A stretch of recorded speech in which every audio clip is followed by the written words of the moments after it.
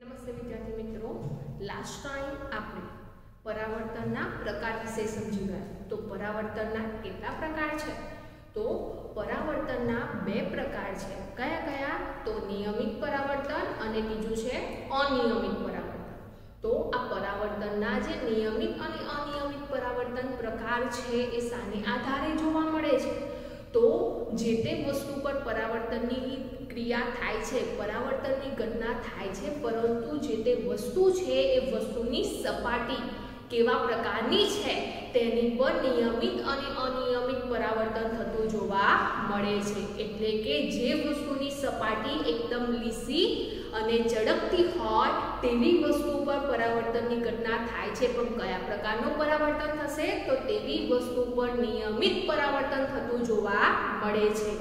જ્યારે જે વસ્તુની સપાટી ખરબચડી જોવા મળે છે તે વસ્તુ પર પણ પરાવર્તન થાય છે, પણ કેવા પ્રકારનું પરાવર્તન થતું જોવા મળે છે?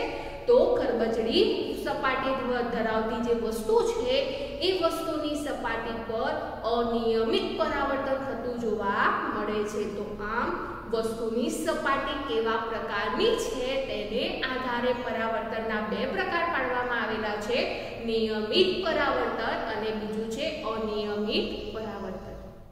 આ ઉપરાંત વિદ્યાર્થી મિત્રો, લાસ્ટ ટાઈમ આપણે સ્વયં પ્રકાશિત વસ્તુઓ અને પરપ્રકાશિત વસ્તુઓ વિશે પણ સમજી ગયા.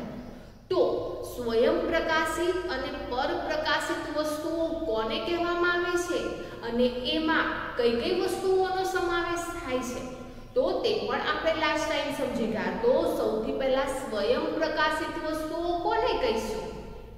તો સ્વયં પ્રકાશિત એટલે કે પોતાની જાતે પ્રકાશ ઉત્પન્ન કરી શકે તેવી વસ્તુઓને આપણે સ્વયં પ્રકાશિત વસ્તુઓ તરીકે ઓળખીએ છીએ. એમાં કઈ કઈ વસ્તુઓનો સમાવેશ થશે? તો જે વસ્તુઓ પોતાની જાતે પ્રકાશ ઉત્પન્ન કરે છે, જેવી કે સૂર્ય, આંગળીઓ, ટ્યુબલાઇટ, બલ્બ, મીણબત્તીની જ્યોત જેવી જે વસ્તુઓ છે એ વસ્તુઓ પોતાની જાતે પ્રકાશ ઉત્પન્ન કરે છે, તેથી તેવી વસ્તુઓને સ્વયં પ્રકાશિત વસ્તુઓ તરીકે ઓળખવામાં આવે છે. આ ઉપરાંત વિદ્યાર્થી મિત્રો, પરપ્રકાશિત વસ્તુઓ કોને કહીશું? તો પરપ્રકાશિત તો પોતાની જાતે પ્રકાશ ઉત્પન્ન કરી શકતો નથી, પરંતુ બીજાના પ્રકાશ દ્વારા તે દેખાય છે તેવી વસ્તુઓને શું કહીશું? તો તેવી વસ્તુઓને આપણે પરપ્રકાશિત વસ્તુઓ તરીકે ઓળખીશું. તો તેમાં કઈ કઈ વસ્તુઓનો સમાવેશ થશે? તો જે વસ્તુઓનો પ્રકાશ જોવા મળતો નથી, જે વસ્તુઓ પ્રકાશ ઉત્પન્ન કરી શકતી નથી, પરંતુ બીજી વસ્તુના પ્રકાશને આધારે તે દેખાય છે એવી વસ્તુઓ જેવી કે ચંદ્ર. આ ઉપરાંત ટેબલ, ખુરશી, પુસ્તક જેવી જે વસ્તુઓ છે એ વસ્તુને પોતાનો પ્રકાશ નથી, પરંતુ સૂર્યપ્રકાશના કિરણો અથવા તો લાઇટના કે મીણબત્તીના પ્રકાશના જે કિરણો છે એ કિરણો એમની પર પડીને પરાવર્તિત કિરણો આપણી સુધી પહોંચે છે, જેથી કરીને આપણે તે વસ્તુઓ જોઈ શકીએ છીએ. તો આમ લાસ્ટ ટાઈમ આપણે પરાવર્તનના પ્રકાર અને વસ્તુઓના પ્રકાર એટલે કે સ્વયં પ્રકાશિત વસ્તુઓ અને પરપ્રકાશિત વસ્તુઓ વિશે સમજી ગયા. હવે વિદ્યાર્થી મિત્રો, અત્યાર સુધી ફક્ત આપણે એ જ સમજ્યા છીએ કે આપણી આસપાસ રહેલી જે વસ્તુ છે એ વસ્તુ આપણે કેવી રીતે જોઈ શકીએ છીએ. તો અત્યાર સુધી આપણે એ જ સમજ્યા છે કે આપણી આસપાસ રહેલી જે વસ્તુઓ છે એ વસ્તુઓ પરાવર્તનની ઘટનાને આધારે જોઈ શકીએ છીએ, અથવા તો તે વસ્તુઓ પરાવર્તનની ઘટનાને આધારે દ્રશ્યમાન થાય છે. તો વિદ્યાર્થી મિત્રો, એ જે વસ્તુઓ છે એ વસ્તુ પર પરાવર્તનની ઘટના થાય છે અને પરાવર્તિત કિરણ આપણી સુધી પહોંચે છે, માટે આપણી આસપાસ રહેલી જેટલી વસ્તુઓ છે, જેટલા પદાર્થો છે એ આપણે સરળતાથી જોઈ શકીએ છીએ. પરંતુ શું વિદ્યાર્થી મિત્રો, એ જે પરાવર્તિત કિરણ છે એ પરાવર્તિત કિરણ આપણે એક જ વાર મેળવી શકીએ છીએ? એટલે કે જે પરાવર્તિત પ્રકાશ છે, જે વસ્તુ પર પરાવર્તનની ઘટના થઈને આપણી સુધી પહોંચે છે, એ પરાવર્તિત કિરણ અથવા તો એ પરાવર્તિત પ્રકાશ છે, શું એ એક જ વાર મળે છે? એ પરાવર્તિત પ્રકાશને આપણે ફરીથી પરાવર્તિત કરવું છે તો કરી શકીએ છીએ?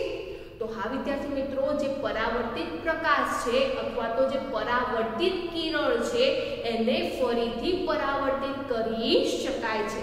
તો કેવી રીતે કરી શકાય છે એ આપણે જોઈએ. તો આજે આપણે શું સમજીશું? તો આજે આપણે જે પરાવર્તિત પ્રકાશ છે એ પરાવર્તિત પ્રકાશને ફરીથી પરાવર્તિત કરી શકાય છે. કેવી રીતે કરી શકાય છે એ આપણે ઉદાહરણ દ્વારા સમજીશું. તો વિદ્યાર્થી મિત્રો, તમે તમારા વાળ કપાવવા જાઓ છો ત્યારે જે હેર ડ્રેસર છે એ તમને જે અરીસો છે એ અરીસાની સામેના ભાગમાં બેસાડે છે. તમે ગયા હશો વાળ કપાવવા, તો જે સલૂનમાં તમે વાળ કપાવવા જાઓ છો એ સલૂન, બધા સલૂનમાં આ જ ક્રિયા થતી જોવા મળે છે કે જે હેર ડ્રેસર છે એ તમને કઈ ખુરશીમાં બેસાડે છે, કેવી રીતે બેસાડે છે? તો તમારી આગળ કાચ હોય તે રીતે તમને બેસાડે છે અને ત્યાર પછી જે હેર ડ્રેસર છે એ તમારા વાળ કાપે છે. ત્યાર પછી વિદ્યાર્થી મિત્રો, જ્યારે વાળ કપાઈ જાય છે ત્યાર પછી એ જે હેર ડ્રેસર છે એ હેર ડ્રેસર તમારા પાછળથી વાળ કેવા કાપ્યા છે અને કેવા દેખાય છે તે તમને કેવી રીતે બતાવે છે? તમારે જોવું છે તો એ હેર ડ્રેસર તમને તમારા વાળ પાછળના કેવી રીતે બતાવશે? તો તમારી પાછળ બીજો એક સમતલ અરીસો રાખે છે અને જેને કારણે તમારી આગળ રહેલો જે અરીસો છે એ અરીસામાં તમે તમારા પાછળના વાળ દેખી શકો છો. એટલે કે એ અરીસામાં તમને બીજો તમારી પાછળ રાખેલો જે અરીસો છે એ અરીસો દેખાય છે અને એ અરીસાની અંદર તમારા પાછળના વાળ હેર ડ્રેસરે કેવા કાપ્યા છે તે તમને જોઈ શકાય છે, તે તમે જોઈ શકો છો. તો આવું કેવી રીતે થાય? તમારા વાળ પાછળના કેવી રીતે કપાયા છે એ જોવા માટે જે હેર ડ્રેસર છે એ તમારી પાછળ એક અરીસો રાખે છે. તો તમે તમારા વાળ કેવી રીતે જોઈ શકો છો?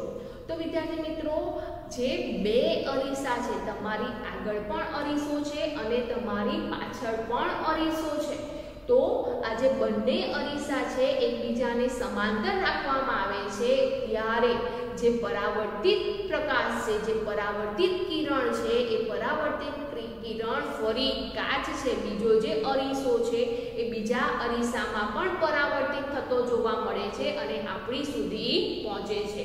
તો જ્યારે તમે વાળ કપાવવા જાઓ છો ત્યારે તમારા વાળ કેવા કપાયા છે અને પાછળથી કેવા લાગે છે એ જોવા માટે તમે જ્યારે પાછળના અરીસામાં જુઓ છો, તો પાછળ અરીસો રાખવામાં આવે છે તો આપણે પાછળની તરફ જોઈ શકતા નથી, પરંતુ આપણી આગળ રહેલો જે અરીસો છે એ અરીસામાં દ્વારા આપણે જોઈ શકીએ છીએ. તો એવું કેવી રીતે શક્ય બને છે? તો વિદ્યાર્થી મિત્રો, બે સમતલ અરીસાને સામસામે ગોઠવવામાં આવે છે જેથી કરીને એક અરીસામાં જે પ્રકાશના કિરણો છે એ પ્રકાશના કિરણો પરાવર્તિત થઈને બીજા અરીસા પર ફરી પરાવર્તિત થતા જોવા મળે છે અને આપણી સુધી પહોંચે છે. માટે આપણે આપણા વાળ કેવા કપાયા છે અને કેવા લાગે છે તે સરળતાથી જોઈ શકીએ છીએ. તો વિદ્યાર્થી મિત્રો, જુઓ આ આકૃતિ. આ જે આકૃતિ છે એ આકૃતિ જે હેર ડ્રેસર છે એ હેર ડ્રેસર કેવા વાળ કાપ્યા છે અને કેવા લાગે છે તે કેવી રીતે જોઈ શકાય છે તો એ દર્શાવતી અહીંયા આકૃતિ છે. તો અહીંયા આકૃતિમાં તમે જોઈ શકો છો કે જે હેર ડ્રેસર છે એ એક વ્યક્તિની પાછળ એક સમતલ અરીસો એટલે કે દર્પણ લઈને ઊભો છે, જેથી કરીને સરળતાથી એ જે વ્યક્તિ છે એ વ્યક્તિ તેની સામે રહેલો જે અરીસો છે એ અરીસામાં સરળતાથી તેની પાછળના વાળ કેવા કપાયેલા છે અને કેવા લાગે છે તે જોઈ શકે છે. તો આ વિદ્યાર્થી મિત્રો, બે સમતલ અરીસાને સામસામે એવી રીતે ગોઠવવામાં આવે છે જેથી કરીને જે એક અરીસામાંથી પરાવર્તિત થતા જે કિરણો છે, પરાવર્તિત થતા જે પ્રકાશ છે તે બીજા અરીસો છે એ બીજા અરીસાને અથડાય છે અને ત્યાંથી ફરીથી પરાવર્તિત થતા જોવા મળે છે, જેને કારણે આપણે આપણા વાળ જોઈ શકીએ છીએ. તો આમ વિદ્યાર્થી મિત્રો આ જે પરાવર્તિત પ્રકાશ છે એ પરાવર્તિત પ્રકાશને ફરીથી પરાવર્તિત કરવા માટે કેટલા અરીસાનો ઉપયોગ થતો જોવા મળે છે? તો 2 અરીસાનો ઉપયોગ થતો જોવા મળે છે. 2 સમતલ અરીસાનો ઉપયોગ. હવે વિદ્યાર્થી મિત્રો આ જે સિદ્ધાંત છે કે પરાવર્તિત પ્રકાશને ફરીથી પરાવર્તિત કરી શકાય છે એ સિદ્ધાંત પર જે પેરિસ્કોપ છે એ પેરિસ્કોપની રચના કરવામાં આવી છે. તો પેરિસ્કોપની રચના કયા સિદ્ધાંતને આધારે કરવામાં આવી છે અથવા તો પેરિસ્કોપ કયા સિદ્ધાંત પર કાર્ય કરે છે? તો જે પેરિસ્કોપ છે એ પેરિસ્કોપ પરાવર્તિત પ્રકાશને ફરીથી પરાવર્તિત કરી શકાય છે તે સિદ્ધાંત પર કાર્ય કરે છે. તો વિદ્યાર્થી મિત્રો અહીંયા જે પેરિસ્કોપ છે એ પેરિસ્કોપની રચનામાં કેટલા સમતલ અરીસાનો ઉપયોગ કરવામાં આવે છે? તો હવે પેરિસ્કોપ છે એ કયા સિદ્ધાંત પર કાર્ય કરે છે? તો પરાવર્તિત પ્રકાશને ફરીથી પરાવર્તિત કરી શકાય તે સિદ્ધાંત પર કાર્ય કરે છે. તો એ સિદ્ધાંતમાં કેટલા અરીસાનો ઉપયોગ થાય છે? તો એ સિદ્ધાંતમાં 2 અરીસાનો ઉપયોગ થતો જોવા મળે છે. તો આમ પેરિસ્કોપ છે એ પેરિસ્કોપ આ સિદ્ધાંત પર કાર્ય કરે છે અને તેની રચનામાં 2 સમતલ અરીસાનો ઉપયોગ થતો જોવા મળે છે. આ ઉપરાંત વિદ્યાર્થી મિત્રો આ જે પરાવર્તિત પ્રકાશ છે એ પરાવર્તિત પ્રકાશથી ફરી પરાવર્તિત પ્રકાશ મેળવી શકાય છે એ જે સિદ્ધાંત છે એનો ઉપયોગ ક્યાં કરવામાં આવે છે? તો એ સિદ્ધાંત પર કાર્ય પેરિસ્કોપ કરે છે અને જે પેરિસ્કોપ છે એ પેરિસ્કોપનો ઉપયોગ જે બંકરો છે એ બંકરોમાં છુપાયેલા સબમરીનમાં છુપાયેલા અથવા તો ટેન્કમાં છુપાયેલા જે સૈનિકો છે એ સૈનિકો દ્વારા બહારની વસ્તુઓ જોવા માટે થતો જોવા મળે છે. તો પેરિસ્કોપનો ઉપયોગ ક્યાં થાય છે? તો પેરિસ્કોપનો ઉપયોગ સબમરીન, ટેન્ક અને બંકરોમાં છુપાયેલા સૈનિકો દ્વારા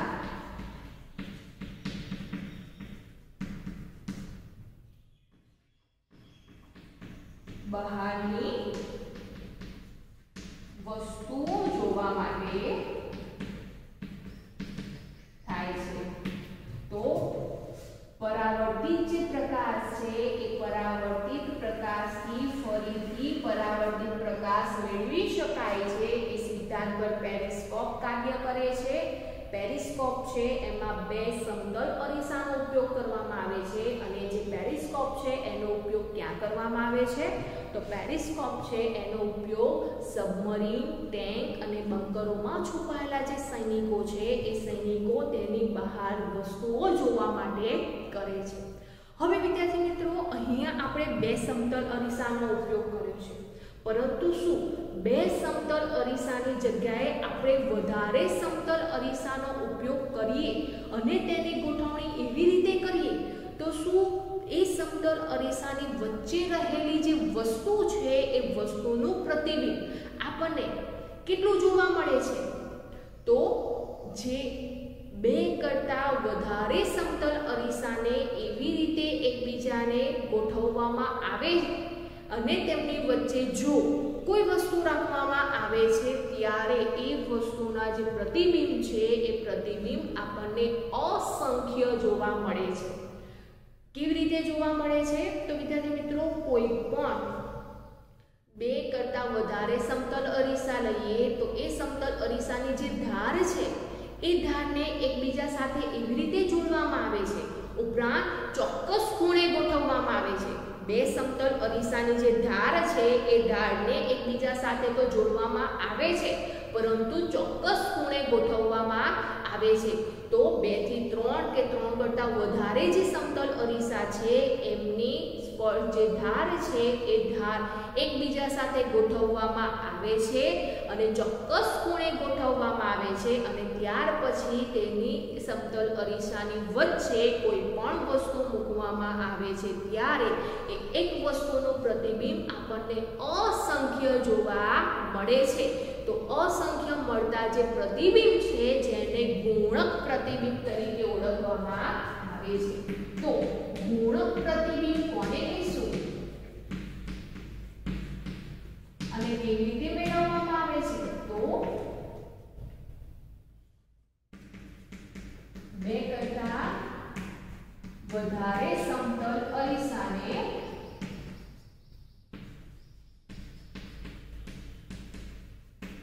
એવી રીતે ગોઠવવામાં આવે છે કે જેથી વસ્તુના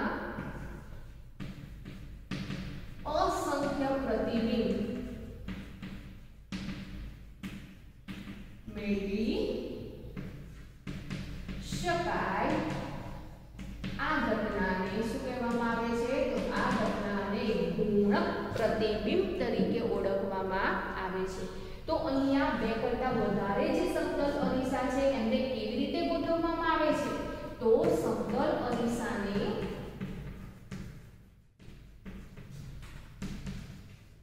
ધાર એકબીજાને સ્પર્શે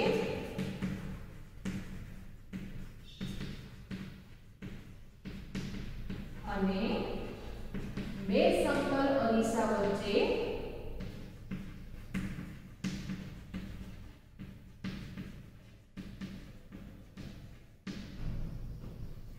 ચોક્કસ ખૂણો બને તે રીતે ગોઠવવામાં આવે છે.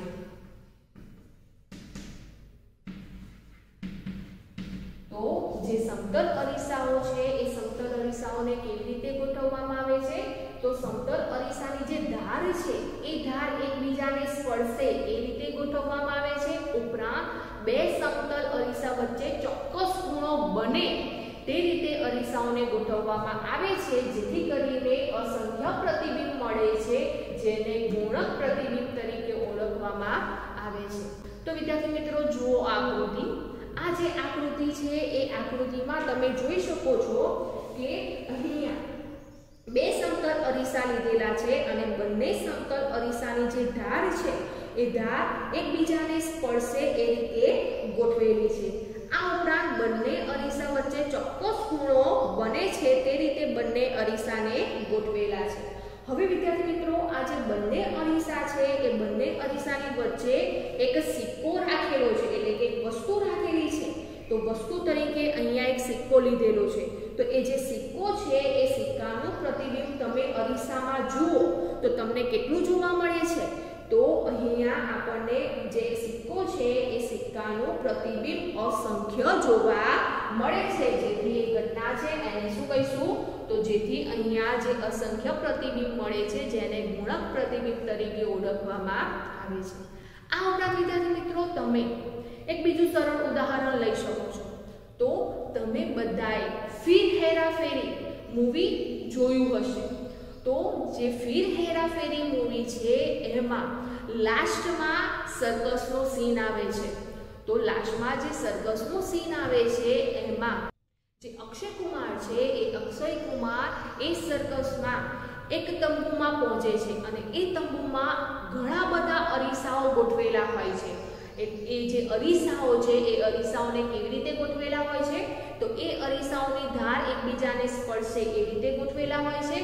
ઉપરાંત બે અરીસા વચ્ચે ચોક્કસ ખૂણો રાખવામાં આવેલો હોય છે. તો એવા તંબુમાં જ્યારે અક્ષય કુમાર પહોંચે છે ત્યારે તમને અક્ષય કુમારના પ્રતિબિંબ કેટલા જોવા મળે છે? તો જે અક્ષય કુમાર છે એના પ્રતિબિંબ અસંખ્ય જોવા મળે છે. તો એ જે ઘટના છે એ ઘટનાને શું કહીશું આપણે? તો એ જે ઘટના છે એને આપણે ગુણક પ્રતિબિંબ કહી શકીએ છીએ. તો ગુણક પ્રતિબિંબ કોને કહીશું? તો બે કરતા વધારે સમતલ અરીસાઓને એવી રીતે ગોઠવવામાં આવે છે જેથી કરીને તેમની વચ્ચે રાખેલી જે વસ્તુ છે એ વસ્તુના પ્રતિબિંબ આપણને અસંખ્ય જોવા મળે એવી જે ઘટના છે એને ગુણક પ્રતિબિંબ તરીકે ઓળખવામાં આવે છે. આ ઉપરાંત વિદ્યાર્થી મિત્રો બે સમતલ અરીસાને સામસામે એવી રીતે ગોઠવવામાં આવે અને તેમની વચ્ચે જો કોઈ વસ્તુ રાખવામાં આવે છે ત્યારે એ વસ્તુના પ્રતિબિંબ કેટલા જોવા મળશે?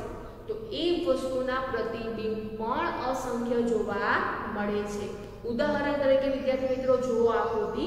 આ આકૃતિમાં સામસામે સમતલ અરીસાઓ ગોઠવેલા છે અને એ જે સમતલ અરીસાઓ છે તેમની વચ્ચે એક મીણબત્તી રાખેલી છે. હવે આ જે એક મીણબત્તી છે એ એક મીણબત્તીના પ્રતિબિંબ આપણને સમતલ અરીસામાં અસંખ્ય જોવા મળે છે, જેને પણ આપણે ગુણક પ્રતિબિંબ કહીએ છીએ. તો આમ બે સમતલ અરીસાને એકબીજાને સમાંતર ગોઠવવામાં આવે અને તેમની વચ્ચે કોઈ પણ વસ્તુ રાખવામાં આવે તો તે વસ્તુનું પ્રતિબિંબ પણ આપણને અસંખ્ય જોવા મળે છે.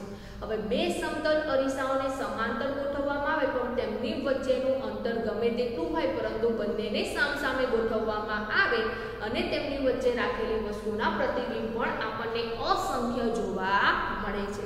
તો આ જે પ્રતિબિંબ છે એ આપણને અસંખ્ય કેવી રીતે જોવા મળે છે? તો જે પરાવર્તિત પ્રકાશ છે એ પરાવર્તિત પ્રકાશને ફરીથી પરાવર્તિત કરી શકાય છે, જેને આધારે આપણને એક વસ્તુના પ્રતિબિંબ અસંખ્ય જોવા મળે છે. હવે વિદ્યાર્થી મિત્રો, આજે એક વસ્તુનું પ્રતિબિંબ આપણને અસંખ્ય જોવા મળે છે એટલે કે જે ગુણક પ્રતિબિંબ છે એના સિદ્ધાંત પર કાર્ય કઈ વસ્તુ કરે છે?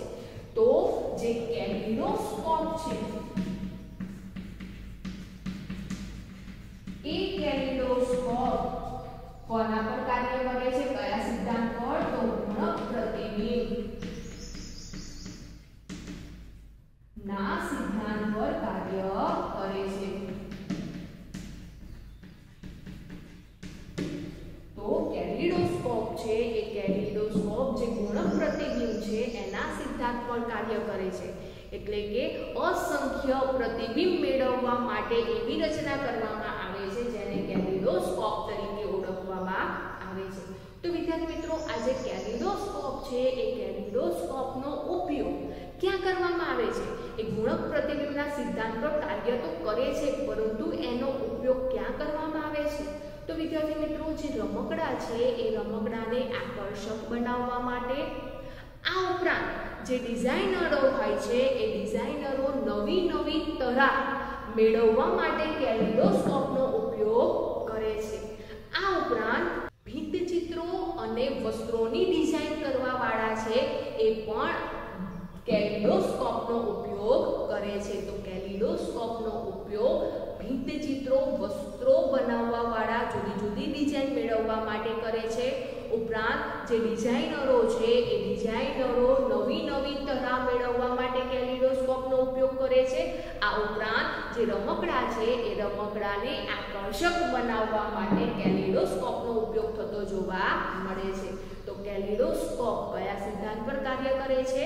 તો વસ્તુનો આપણે અસંખ્ય પ્રતિબિંબ મેળવી શકીએ છીએ એટલે કે જે ગુણક પ્રતિબિંબ છે એના સિદ્ધાંત પર કાર્ય કરે છે અને તેનો ઉપયોગ જે ડિઝાઇનરો ભિત્તચિત્રો, વસ્ત્રો બનાવવા વાળા ઉપરાંત રમકડાને આકર્ષક કરવા માટે ઉપયોગ થતો જોવા મળે છે. પરંતુ વિદ્યાર્થી મિત્રો, અહીંયા આ જે કેલિડોસ્કોપ છે એ કેલિડોસ્કોપની રચના કેવી રીતે કરવામાં આવે છે જેથી કરીને જુદી જુદી નવી તરાહ મેળવવામાં આવે છે કે નવા ભાતો મેળવવામાં આવે છે? તો વિદ્યાર્થી મિત્રો, આ જે કેલિડોસ્કોપ છે એ કેલિડોસ્કોપની રચનામાં કેટલા અરીસાનો ઉપયોગ થાય છે? તો 3 સમતલ અરીસાનો ઉપયોગ કરવામાં આવે છે.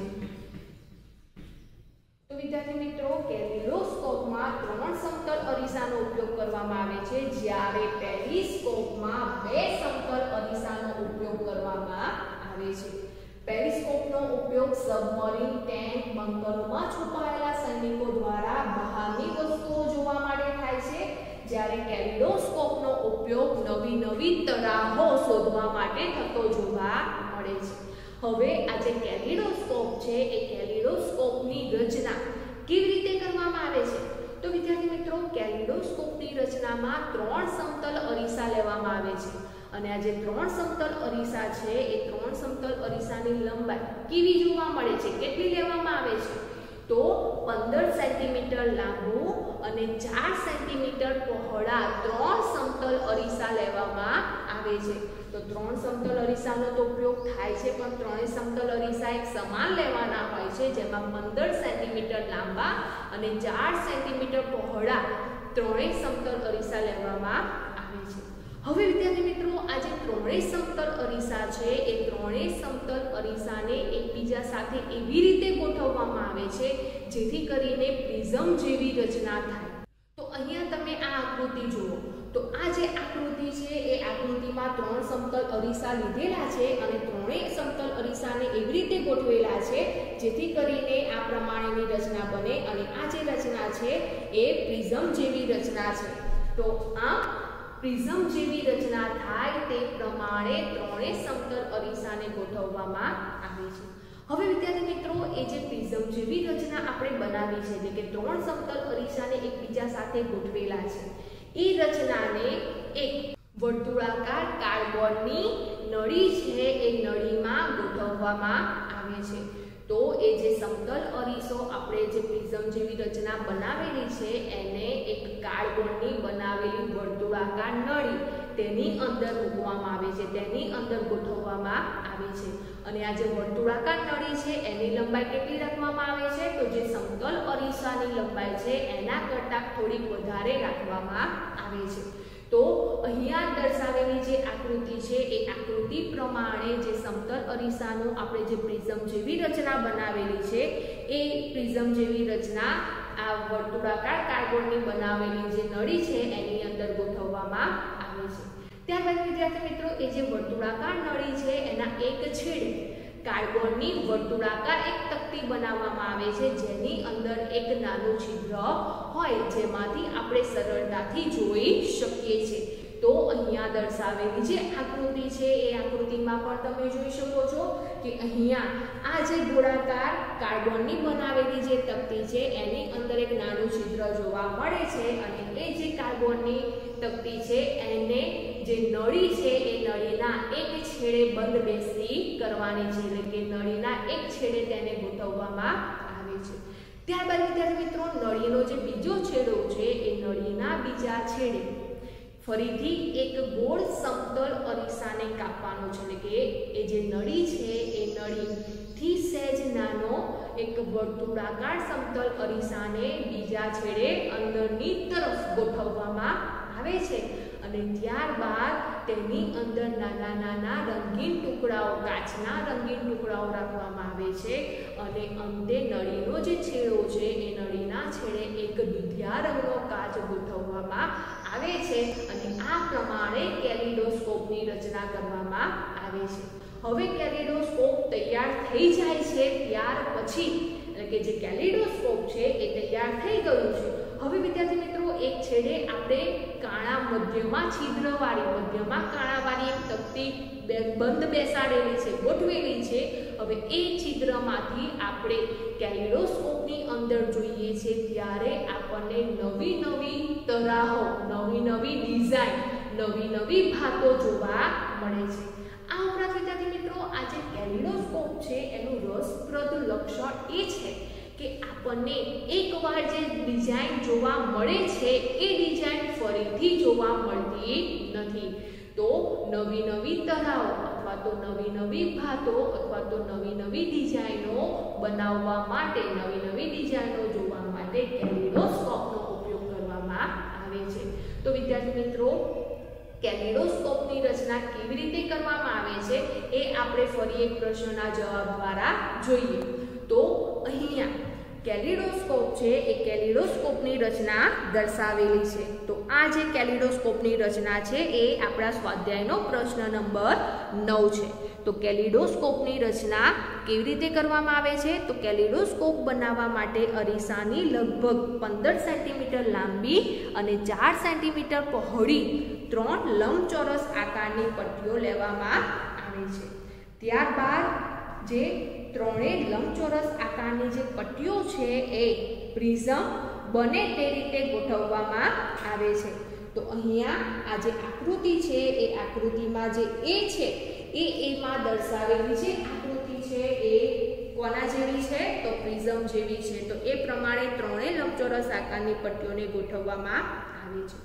ત્યારબાદ વિદ્યાર્થી મિત્રો તેમને વર્તુળાકાર કાર્બનની નળીમાં કે જાડા ચાર્ટ પેપરની નળીમાં લગાવો. એટલે કે કાર્બનની નળી અથવા તો જાડું જે ચાર્ટ પેપર હોય એને વર્તુળાકાર નળી બનાવવામાં આવે છે અને તેની અંદર જે આપણે પ્રિઝમ જેવી રચના તૈયાર કરી છે એને ગોઠવવામાં આવે છે. ત્યારબાદ વિદ્યાર્થી મિત્રો ટ્યુબ અરીસાની પટ્ટીઓથી થોડી વધારે લંબાઈની હોય છે. એટલે કે આપણે જે નળી લીધેલી છે એ નળીની લંબાઈ કેવી રાખવામાં આવે છે? તો જે અરીસાની પટ્ટીઓ છે એના કરતાં વધારે રાખવામાં આવે છે. ત્યારબાદ ટ્યુબના એક છેડાને મધ્યમાં છિદ્ર હોય તેવી કાર્બનની તકતી વડે બંધ કરો કે જે છિદ્ર વડે તમે સરળતાથી જોઈ શકો. તો વિદ્યાર્થી મિત્રો આ આકૃતિમાં જે બી નંબરની આકૃતિ છે એમાં એક મધ્યમાં છિદ્ર હોય તેવી કાર્બનની તકતી તમે જોઈ શકો છો અને એ તકતીને એ નળીના એક છેડે બંધ કરવામાં આવે છે. એટલે કે તેને ગોઠવવામાં આવે છે. ત્યારબાદ તકતીને ટકાઉ બનાવવા માટે તેની નીચે પારદર્શક પ્લાસ્ટિકની શીટ ચોંટાડો. તો આ જે તકતી છે એ તકતી ટકાઉ બને તે માટે તકતીની નીચે એક પારદર્શક પ્લાસ્ટિકની શીટ ચોંટાડવામાં આવે છે. હવે વિદ્યાર્થી મિત્રો ટ્યુબના બીજા છેડા પર સમતલ કાચની એક વર્તુળાકાર પ્લેટ અરીસાઓને સ્પર્શે તે રીતે ગોઠવવામાં આવે છે. તો બીજા છેડા પર સમતલ કાચની એક વર્તુળાકાર પ્લેટ લેવામાં આવે છે અને અરીસાને સ્પર્શે અંદર જે પ્રિઝમ જેવી રચના છે એને સ્પર્શે એ રીતે એ સમતલ અરીસાની કાચની જે પ્લેટ છે એને મૂકવામાં આવે છે અને જે પ્લેટ છે એ પ્લેટ પર નાના નાના રંગીન કાચના ટુકડાઓ રાખવામાં આવે છે. તો આ આકૃતિમાં તમે જે સી વાળી આકૃતિ જોઈ શકો છો એ આકૃતિમાં જે નળી છે એ નળીના બીજા છેડા પર સમતલ અરીસો ગોઠવેલો છે અને તેની ઉપર નાના નાના રંગીન કાચના ટુકડાઓ રાખેલા છે.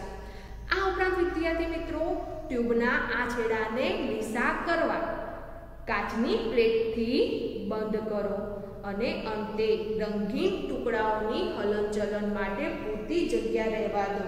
એટલે કે આપણે અંદર જે કાચના ટુકડા રાખેલા છે એ કાચના ટુકડાઓ અંદર હલનચલન કરે તેટલી જગ્યા રાખીને જે નળીનો બીજો છેડો છે એ બીજા છેડા પર કાચની તકતી ગોઠવવામાં આવે છે. તો આમ જે કેલિડોસ્કોપ છે એ કેલિડોસ્કોપની રચના તૈયાર કરવામાં આવે છે. એટલે કેલિડોસ્કોપ તૈયાર કરવામાં આવે છે. તો જ્યારે કેલિડોસ્કોપ તૈયાર થાય છે ત્યારે જે મધ્યમાં છિદ્ર રાખેલો ભાગ છે એ ભાગથી આપણે કેલિડોસ્કોપની અંદર જોઈએ છીએ ત્યારે આપણને નવી નવી ડિઝાઇનો જોવા મળે છે. તો આમ જે કેલિડોસ્કોપ છે એ કેલિડોસ્કોપમાં નવી નવી ડિઝાઇન નવી નવી બાબતો શા માટે જોવા મળે છે? તો ગુણક પ્રતિબિંબના સિદ્ધાંત પર કાર્ય કરે છે માટે નવી નવી ડિઝાઇન નવી નવી તરાહો જોવા મળે છે. તો આમ વિદ્યાર્થી મિત્રો આજે આપણે પરાવર્તિત પ્રકાશ છે એને ફરીથી પરાવર્તિત કરી શકાય છે? તો હા કરી શકાય છે. અને કેવી રીતે કરી શકાય છે તે આપણે એક ઉદાહરણ દ્વારા સમજ્યા. ઉપરાંત એ સિદ્ધાંત પર કયું પદાર્થ કાર્ય કરે છે, કઈ વસ્તુ કાર્ય કરે છે? તો એ સિદ્ધાંત પર પેરિસ્કોપ કાર્ય કરે છે. તો પેરિસ્કોપમાં કેટલા સમતલ અરીસાનો ઉપયોગ થાય છે? તો બે સમતલ અરીસાનો ઉપયોગ થાય છે અને પેરિસ્કોપનો ઉપયોગ ક્યાં થાય છે તે આપણે સમજ્યા. આ ઉપરાંત વિદ્યાર્થી મિત્રો ગુણક પ્રતિબિંબ કોને કહેવામાં આવે છે તે સમજ્યા. આ ઉપરાંત ગુણક પ્રતિબિંબના સિદ્ધાંત પર કેલિડોસ્કોપ કાર્ય કરે છે અને કેલિડોસ્કોપની રચના કેવી રીતે તૈયાર કરવામાં આવે છે ઉપરાંત તેનો ઉપયોગ શું છે તે આજે આપણે સમજ્યા.